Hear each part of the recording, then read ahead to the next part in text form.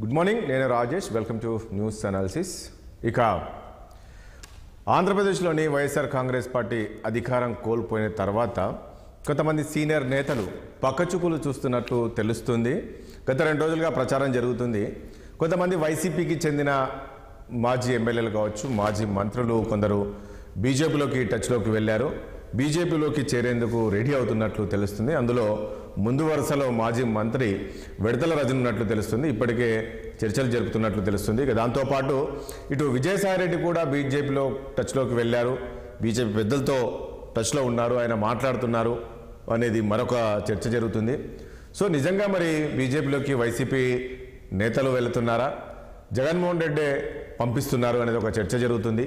మరి ఎందుకు బీజేపీకి వెళ్లాల్సిన పరిస్థితి వస్తుంది? సో బీజేపీకి కూడా ఈరోజు ఆంధ్రప్రదేశ్లో పార్టీ బలోపేతం చేసేందుకు వలసలను ప్రోత్సహించే అవకాశం ఉంటుందా? ఎలా ఉండబోతుంది నిజంగా పరిస్థితి ఉంది? ఇక దాంతోపాటు ఇటు జగన్మోహన్ రెడ్డి సెక్యూరిటీని అయితే తొలగించారు.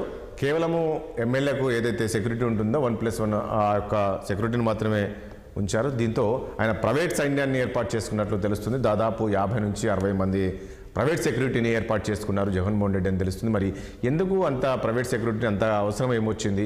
ఎందుకు జగన్మోహన్ రెడ్డికి ఉన్న రాబోయే రోజుల్లో ఉన్న ప్రాణభయం ఉందా? ఎందుకు ఆ సెక్యూరిటీని పెట్టుకోవాల్సిన పరిస్థితి వచ్చింది? అంటే ప్రభుత్వము ఏదైతే ఏర్పాటు చేసిన సెక్యూరిటీ పైన నమ్మకం లేదా? సో ఇలాంటి అంశాలు మనం చర్చిద్దాం. చర్చలో పాల్గొంటున్నారు టీడీపీ ఎమ్మెల్సీ దీపక్ రెడ్డి గారు ఉన్నారు. అదేవిధంగా బీజేపీ నుంచి సీనియర్ నాయకులు ఆంజనేయ రెడ్డి గారు ఉన్నారు. ఇక వైఎస్ఆర్ కాంగ్రెస్ పార్టీ సీనియర్ నాయకులు హనుమంత్ రెడ్డి గారు ఉన్నారు. మరి కాసేపట్లో రాజకీయ విశ్లేషకులు కృష్ణాంజనేయులు గారు కూడా రాబోతున్నారు.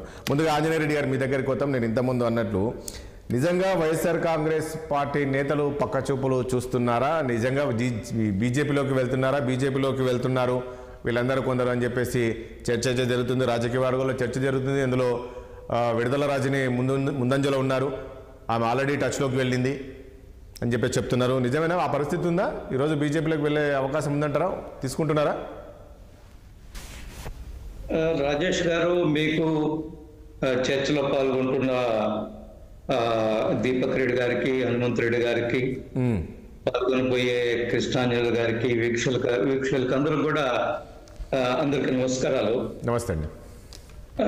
రాజేష్ గారు, భారతీయ జనతా పార్టీలో దేశవ్యాప్తంగా అనేక మంది రాజకీయ నాయకులు వివిధ రాజకీయ పార్టీల నుంచి నరేంద్ర మోడీ గారి నాయకత్వం పట్ల, బీజేపీ సిద్ధాంతాల పట్ల, బీజేపీ ఈరోజు దేశంలో చేస్తున్న అభివృద్ధి, ప్రజల కోసము, సాంస్కృతిక వైభవాన్ని నిర్మించడం కోసం, మన గత సాంస్కృతిక వైభవాన్ని మళ్ళా ప్రజల తీసుకొచ్చి ఆ వైభవాన్ని నిర్మించి భారతదేశం ప్రపంచంలో ఒక గర్వించదగ్గ దేశముగా, ఒక గొప్ప దేశముగా తయారవుతున్న ఈ సందర్భంలో నరేంద్ర మోడీ గారి నాయకత్వంలో అనేక మంది దేశంలో అనేక రాజకీయ పార్టీలు చేరుతున్నారు.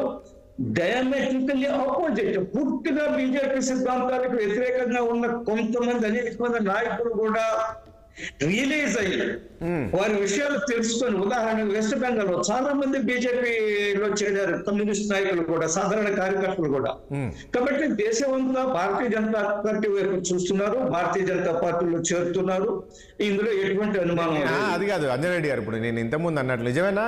నేను చెప్పింది నిజమేనా? విడతల రాజని బీజేపీలో నేను వస్తున్నాను. నాకైతే ఏమాత్రం సమాచారం లేదు.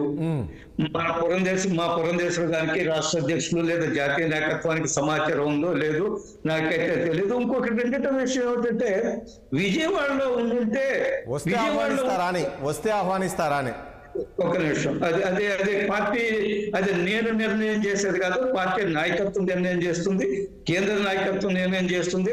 రాష్ట్ర పార్టీని విశ్వాసంలోకి తీసుకున్న తర్వాత, రాష్ట్ర పార్టీతో మాట్లాడిన తర్వాత తీసుకుంటుంది. ఒకటి. రెండోది, భారతీయ జనతా పార్టీలో నరేంద్ర మోడీ గారి నాయకత్వాన్ని అంగీకరించి భారతీయ జనతా పార్టీ సిద్ధాంతాల పట్ల విశ్వసనీయతను వ్యక్తం చేసి నమ్మి ఎవరైనా పార్టీలో చేరొచ్చు, దానికి ఏం అభ్యంతరం లేదు. పార్టీ ఆహ్వానిస్తుంది. కనుక కొన్ని ప్రత్యేక సందర్భాల్లో ఈ రాష్ట్రంలో ఉండే పరిస్థితులు, మిగతా పరిస్థితులు అన్ని కూడా ఆలోచించిన తర్వాత పార్టీ టేక్ ఎ కాల్. నాకు విడుదల రజనీ గారు చేరుతున్నారా లేదా విజయసాయి రెడ్డి గారు ఆయన ప్రయత్నాలు చేస్తాం. మనందరికీ తెలుసు కదా, విజయసాయి రెడ్డి గారు ఢిల్లీలో ఉన్నారు, రెండవసారి రాజ్యసభ సభ్యులు, మొన్న ఇక్కడ లోక్సభ పోటీ చేసి ఓడిపోయారు. ఢిల్లీలో బీజేపీ నాయకత్వంతో కూడా ఆయనకి వ్యక్తిగత పరిచయాలు ఉన్నాయి. ఆయన వేరే పార్టీ అయినంత మాత్రమే బీజేపీ వేరే పార్టీ అంతా పార్లమెంట్ లో రాజకీయాల ప్రస్తావన కాదు కదా. రాజ్యసభలో లోక్సభలో అందరూ మాట్లాడుకుంటారు, రాజ్యసభలో లోక్సభలో పెద్ద ఎత్తున పోరాటం చేసుకుంటారు. బయటకు వచ్చిన తర్వాత ఎక్కడో లాబీల్లోనో క్యాంటీన్లోనో కూర్చొని వ్యూస్ ఎక్స్చేంజ్ చేసుకుంటారు, యోగక్షేమ సమాచారం కూడా తెలుసుకుంటారు. అదే తప్పేం లేదు ప్రజాస్వామ్యంలో, అది అవసరం కూడా. రాజకీయాలు వ్యక్తిగత వ్యక్తిగత గౌరవాలు. కాబట్టి విజయసాయి రెడ్డి గారు పరిచయాలు ఉన్నారని మీరు అంటున్నారా? అందులో ఏమన్నా లేదు. నాకైతే ఏమాత్రం సమాచారం లేదు, ఏమాత్రం తెలియదు. ఒకటి విజయవాడలో ఉండుంటే నేను నెల్లూరు బేస్డ్ కదా, ఒకవేళ రాష్ట్ర నాయకుడైనా విజయవాడలో ఉండుంటే కొంత సమాచారం నాకు వచ్చి ఉండేది. మీరు ఇప్పుడు చెప్తున్నారు కాబట్టి నేను I will try to get some information, to gather some information. ఒక నిమిషం ఒకసారి దీపక్ రెడ్డి గారి దగ్గరికి వెళ్దాం. దీపక్ రెడ్డి గారు ఏంటి ఇప్పటికే ఇప్పుడు అంజనేయ రెడ్డి గారు కూడా కాస్త అంటే సంవత్సరం లేదు కానీ పాజిటివ్గా ఉన్నారు. ఏంటంటే బీజేపీ సిద్ధాంతాలు నచ్చి దేశవ్యాప్తంగా చాలామంది చేరికలు ఉండొచ్చు అనే విధంగా ఉన్నారు. అంటే ఏంటి ఇప్పుడు ఆల్రెడీ మీరు కూటమిగా ఉన్నారు, 3 పార్టీలు ఉన్నాయి, మీరు మొత్తానికి ఆ పాలన రాక్షస పాలన అని చెప్పారు, మొత్తానికి దింపారు, ఈరోజు అధికారంలో ఉన్నారు. మళ్ళీ వైసీపీ నేతలు ఇట్లా బీజేపీలోకి వెళ్తున్నారు అనేది దీన్ని మీరు స్వాగతిస్తారా? నిజంగా ఆ పరిస్థితి ఉంటే దాన్ని ఏమన్నా మీరు అడ్డుకునే ప్రయత్నం ఏమైనా చేస్తారా? వెరీ గుడ్ మార్నింగ్ అండి అందరికీ. మార్నింగ్. వాస్తవంగా